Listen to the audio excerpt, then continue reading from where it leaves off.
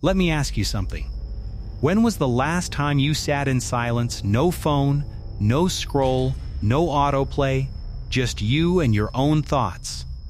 Try to remember. Really try. Because if you're struggling to answer that, what I'm about to share with you might be the most important thing you hear all year. Something is changing inside you. Not dramatically, not overnight. Quietly, slowly. The way a river reshapes a canyon, you never see it happening. But one day you look up and everything looks different. And the thing doing the reshaping? It's sitting in your pocket right now. Here's what nobody is talking about. We keep having the same conversation about AI. Will it take our jobs? Will it become smarter than us? Will robots walk our streets? Big dramatic questions. Movie-level questions. But while we're busy arguing about the future, something far more personal is already happening, right now, inside your mind. AI is not waiting. It already moved in. It's already sitting at the table of your daily decisions.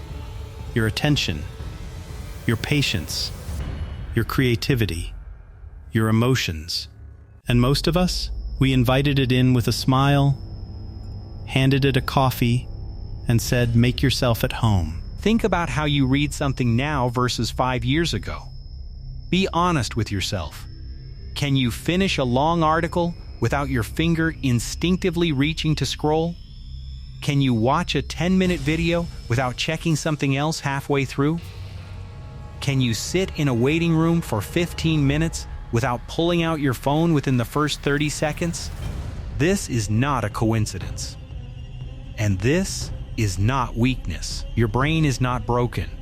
What happened is that AI-powered systems, the feeds, the algorithms, the autoplay, the recommendations, they were engineered by some of the smartest people on Earth to hold your attention, not inspire it.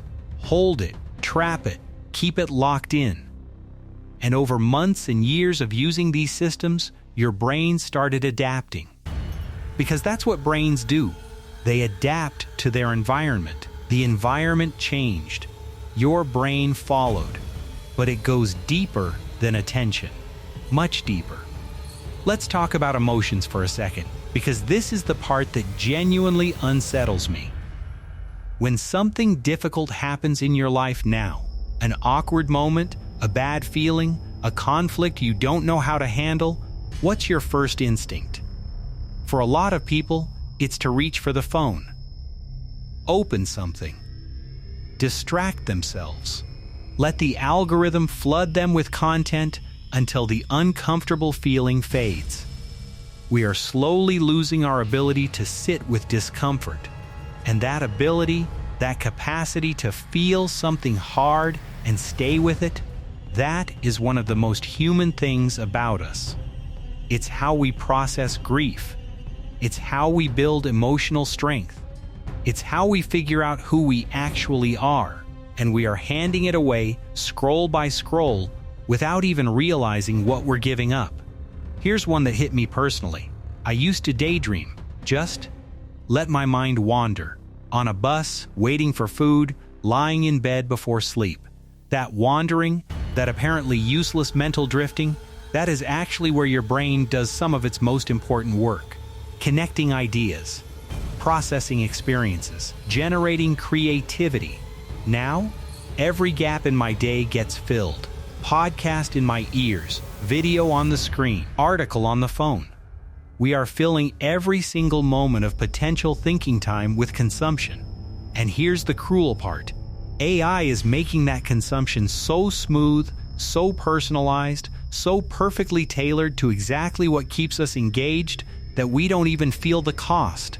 We just feel entertained. But the cost is real. The cost is your original thought, your ideas that come from nowhere, your ability to be bored, and to turn that boredom into something. Now here is where it gets really personal. Your personality, who you are, what you believe, how you see the world, it is not fixed. It has always been shaped by your environment, your experiences, the conversations you have, the stories you consume, that's completely normal. That's human. But here's what's different now. The stories you consume, the opinions you're exposed to, the emotions that get triggered in you, they are no longer random. They are curated. They are selected by an algorithm that knows what keeps you engaged, and it feeds you more of that, more of that, more of that, until your worldview starts narrowing without you noticing it. You're not reading the world anymore. You're reading the world that the algorithm decided you should read. And slowly, the version of you that emerges from that, your opinions, your fears, your humor, your values, they are being shaped by code, not by life, not by your choices, by code. I want to be clear about something. I am not anti-technology. I am not standing here telling you to throw your phone in the ocean and move to a mountain. That's not the point. The point is awareness. The point is this: do you know what's happening? Because you cannot make a free choice about something you don't see. The most painful thing about all of this is that it's happening to genuinely good people, curious people, people who want to be present for their families but find themselves scrolling at dinner, people who want to be creative but can't seem to generate a single original idea anymore, people who feel vaguely empty after hours of content consumption and can't explain why. You're not lazy.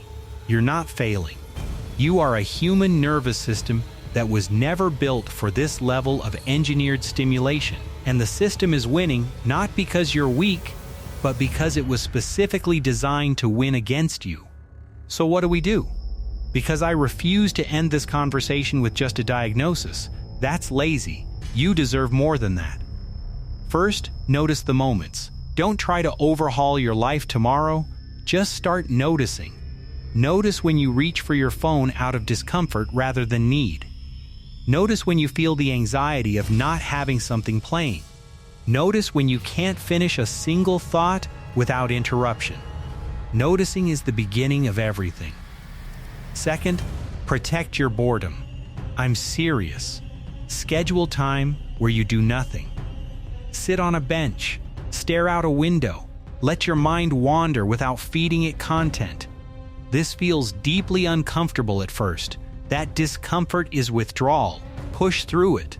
The thoughts that come on the other side of that discomfort are yours. Genuinely, originally yours. Third, get into your body. Walk without headphones sometimes. Eat a meal without a screen. Feel the physical world. Your body is the anchor that the algorithm cannot touch. When you're in it, really in it, you're free. Fourth, read long things. Not headlines, not threads. Long articles, books, long-form essays. Train your attention like a muscle. Because that's exactly what it is. A muscle. And right now, most of us are only doing 1-second reps. Here's what I want you to leave with today. The most radical thing you can do in 2024 is know yourself. Not the version of you shaped by an algorithm. Not the version of you that emerges from 10 hours of daily content consumption. The actual you, your actual thoughts, your actual feelings, your actual personality. AI is an extraordinary tool. It will do things for humanity we can barely imagine, but a tool should serve you. The moment the tool starts shaping you, your attention, your emotions, your identity, that is the moment you have to pause and ask, who is actually in charge here? You are not just a user. You are not just an engagement metric. You are a human being with a rich inner life, with original thoughts, with the capacity to feel deeply, to create freely, to choose consciously. Don't let that get quietly optimized away. The algorithm is patient. It will wait. But your life, the real one, the one happening right now in the physical world around you, it is not waiting. It is moving. Every single day.